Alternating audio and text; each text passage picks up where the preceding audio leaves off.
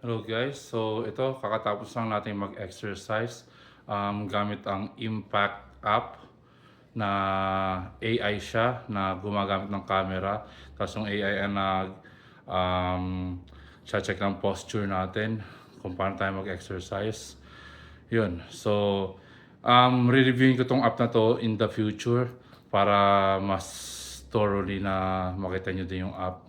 Pero ito, papakita ko sa inyo yung exercise ko. Okay.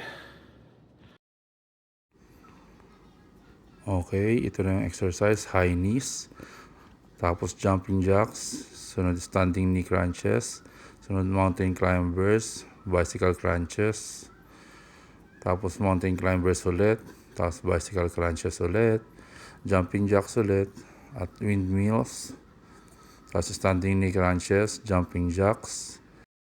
So ayun guys, tapos na yung exercise ko.